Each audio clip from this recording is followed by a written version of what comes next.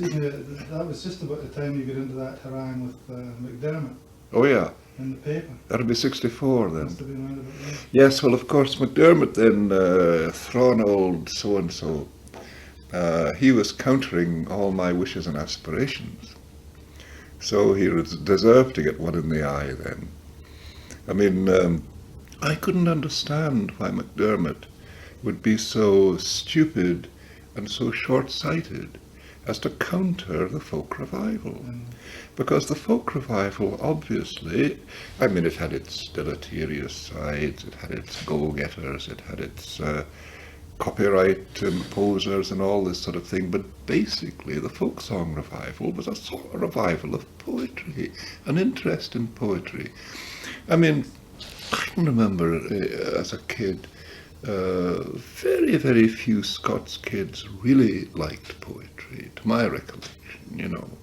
You might get the odd one-off queer fella who liked it, like me. But basically, very few folk really did like poetry, but the folk song revival was doing what MacDiarmid had been claiming to want, you know. But my own opinion, honestly, Sandy, is this. MacDiarmid himself, although a very great man who wrote wonderful poetry, was psychologically hobbled. And why he was hobbled, I don't know, needless to say, never having been his father confessor. But I think personally, you know, one senses this sort of solipsistic thing in so much of what he is writing. You know, the Calvinist thing in Scotland, as so many people have pointed out, is solipsistic. If you've got a hotline to the deity, well, the positions can change, so to speak, and the deity has got a hotline to you. And I think MacDiarmid, for some reason or other, succumbed to this. After all, let's face it, it's a ridiculous thing to find one single individual being a tremendous layer down of the law to other folk. Well, it's not human, is it? We're all Jock Thompson's bairns. The poet, or any artist, or indeed any gifted individual may be out of the ruck, but he's out of the ruck, and he is in the ruck. That was what I felt, that MacDiarmid in many ways was a wonderful modern example of the confessions of a justified sinner, so to speak. He didn't really like, I could tell you a few things now from pure personal recollection I haven't written down, and probably didn't intend to write down, but I do remember one occasion when I spoke to MacDiarmid in the Café Royal. Oh, this is way back, it must be the early 50s. And I was very delighted with some of the things I'd recently been doing, I've got to admit it. Oh, I'd just discovered Jeannie Robertson and things like that. I thought, as the late Callum MacLean, Sorley's younger brother, said at the same time to me, he said, "Achara, you don't need to do anything else. You have done one thing." I really felt that. My God, I almost thought I could sit back on my haunches after all this and maybe have a dram. But anyway, I saw MacDiarmid in the Café Royal, and I was discussing this and that with him.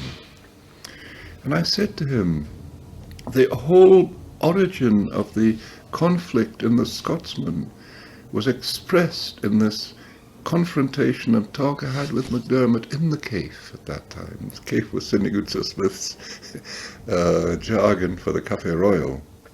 Well, I suppose it could have been Oscar Wilde's too, for all I know. Anyway, MacDiarmid was there, and he'd been, MacDiarmid through most of his life was, in rather a bad way financially. Not at the beginning of his life when he was in Montrose and all that. He was earning good money and so on. But then, of course, he had this tremendous break with Christine, his first wife. Norman MacCaig, of course, knows a lot more about this than I do because he told MacCaig so many things. But anyway, when I first knew MacDiarmid after the war, I mean, he'd always been, so to speak, on the scrounge, you know. And he was still in the scrounge almost, for quite a long time anyway. But I was saying to MacDiarmid on this occasion, look, Chris, you know, there's a singer.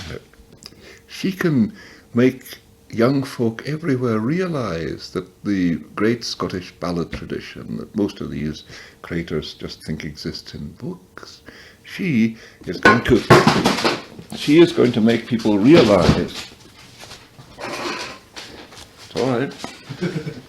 She is going to make people realise you can still sing songs. I was just telling him what happened, in other words. You know, hadn't happened then, but any mug could have told anyone at that time what was going to happen.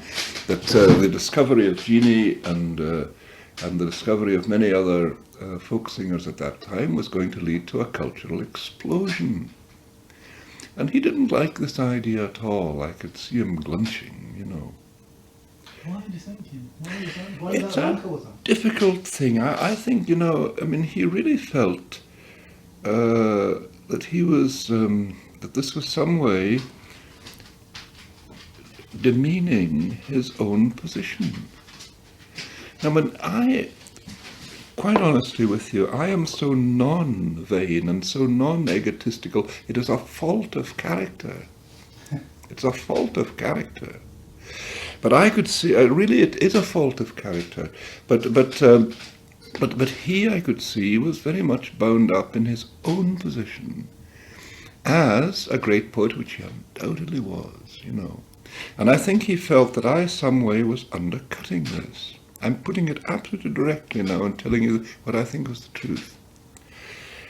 Well, I said to him, you know, we were in the Café Royal. I looked round, I said, look at these buggers over there, I said. They don't care anything for you, and they don't care anything for Jeannie Robertson, but I said, by God, they will. And I said, they will care both for you and for Jeannie Robertson because of Jeannie Robertson. I said, doesn't that worry you, or doesn't that appeal to you, or something like that, I said to him. So he said to me, and I remember distinctly the words that he used. He said, I don't care about them. And at times he could be very, very sort of dismissive, Scotch dismissive. I don't care about them. Well, I was saying, Chris, what do you care about them? And he said, I care about carrying my own thing through to the end. That's what he said to me. Or something very like that. I can't really guarantee the actual words, but that's what he said, what he meant. So, we talked about other things, but that remained in my mind. I always thought then that he was, well, MacCaig could tell you a good deal about this too. You know, I don't believe that this would be the pattern of MacDiarmid in his earlier life, but it certainly was like that after World War II. And I mean, MacCaig says that, you know, he fell off this bus in his head and all that sort of thing. Well, I don't know what the truth of that is, but certainly this came as rather a blow to me, because I was thinking, well, I mean, the poet may be a great man, he may be this, he may be that, but at any rate, he is not a divine individual. He is another human being, and if he has got anything, it's out of other people, and if he gives something, he is giving to other people. I really felt there that antinomian Calvinism had expressed itself in the most definite fashion to me in the mouth of Hugh MacDiarmid at that time. He really was there a sort of justified sinner, as you might say. He thought that basically the only thing that really counted was his own personal achievement and career. And this was so unlike the impression that I had had of him from his poems and from his work that it really knocked me on the mug, you know. And that's the reason that I have remembered it to the present day. And I think that basically the arguments that I had with him in the Scotsman later on about the folk revival do, up to a point, derive from that conversation in the cave. It seemed to me that something there, up to a point, should be brought out into the open. And, of course, it was well and truly brought out into the open in the Scotsman controversy of March-April 1964.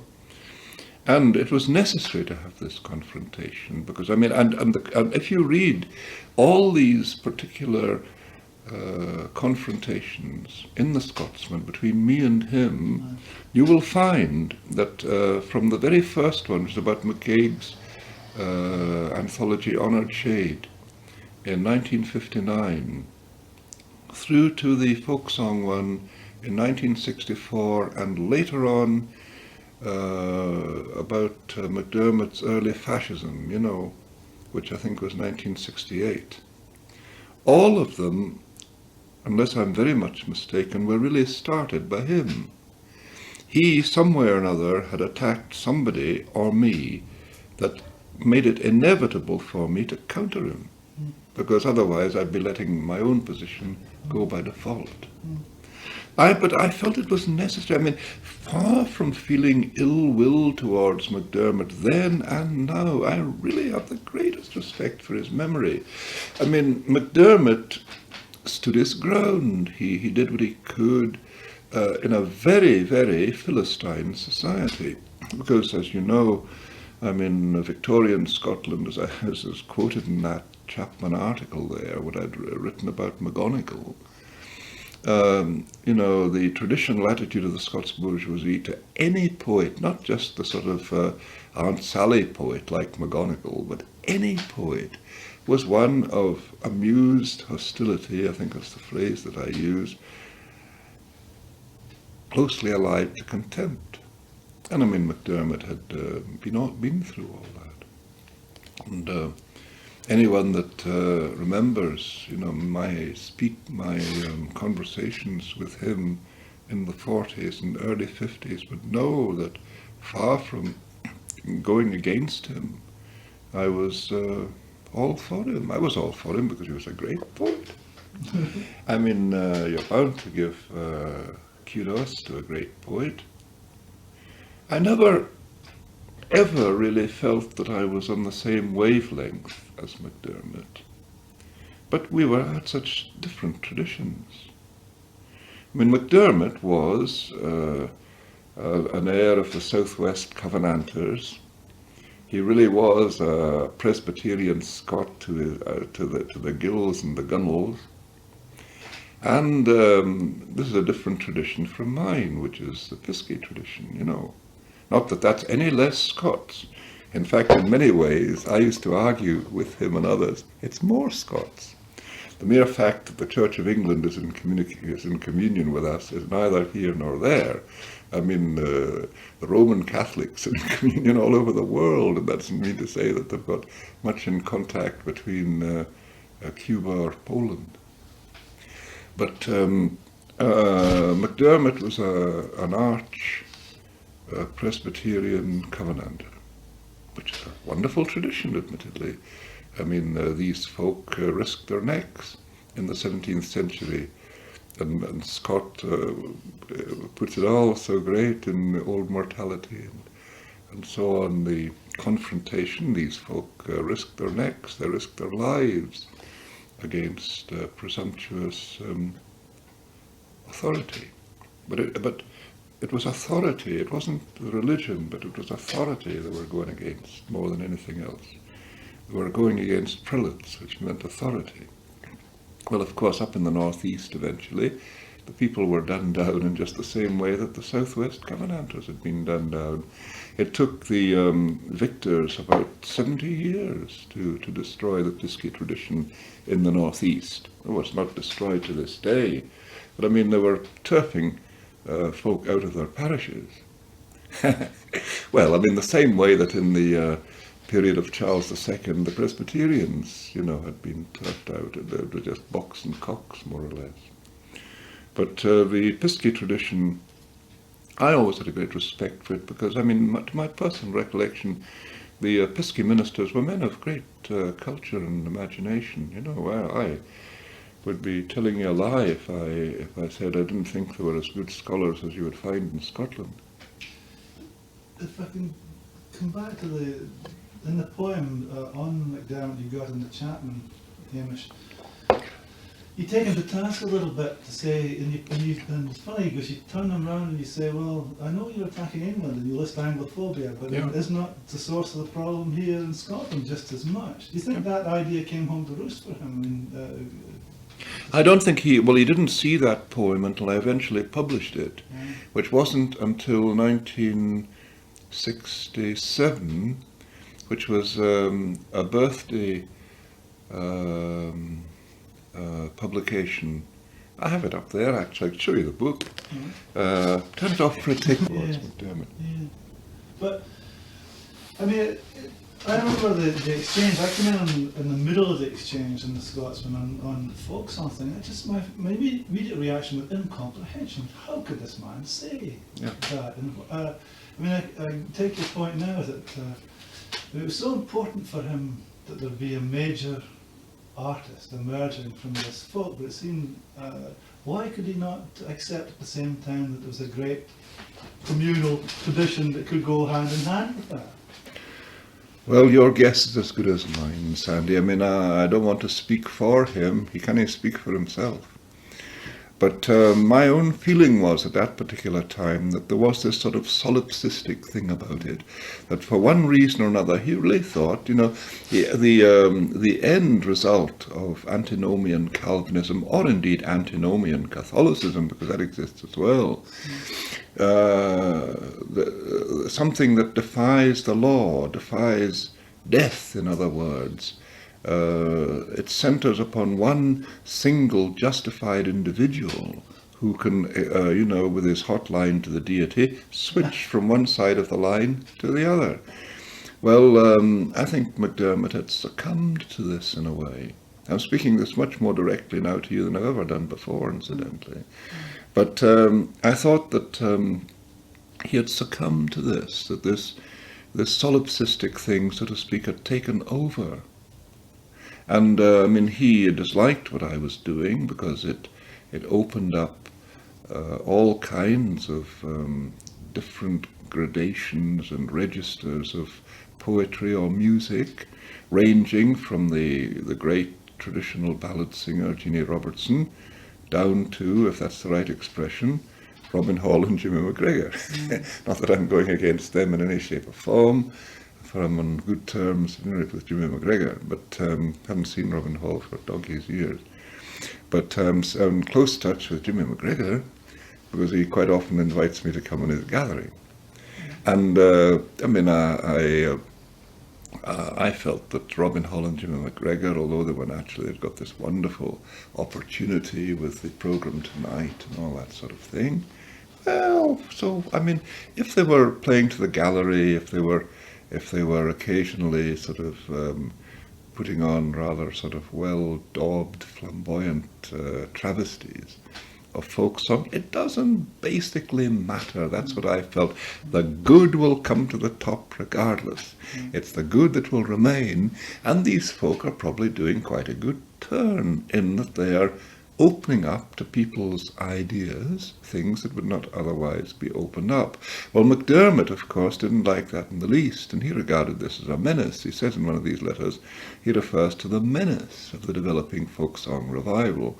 He was equating the folk song revival with the Kailyard, and this was a fundamental misconception, in my opinion. Well, that's why I had to fight him. So at one point he came out and said that no great European artist owed anything to the folk tradition. That was Oh, it's ludicrous. Yes, now a ludicrous statement. I mean, there's him in Sangshaw and Pennywheep and the Drunk Man. I mean, the most inspired use of a Scots folk tradition was made by the man himself. But he wanted to kick that ladder away from under him. I could not really get to the bottom of all this at the time, except that it obviously threatened what I was doing, and so I had to fight it. Mm-hmm. I mean, I would have been guilty of gross dereliction of duty if I hadn't fought him at that particular time. I had to fight him. I didn't fight him with any great pleasure, but I had to fight him. Mind you, once I decided to fight, then I gave him a good kick, you know. It was essential to do that, because otherwise I might have been in grave danger of getting one myself. So, I mean, and like all these things, when gradually it gets underway, you half enjoy it, you know. I mean, it turned into a sort of flighting, and I mean, he would give me a good buffet, and I gave him one in return, and then vice versa. Well, I mean, in that case, it turned into a kind of parody of a flighting, you know. And up to a point, as Yeats says, good strong blows are delights to the mind. Once you've thought, well, my God, there now, what's he going to do to this one? Now you get the next letter back and you realize, bang, and you deliver another one. So that the thing has got a kind of ghastly enjoyment in it.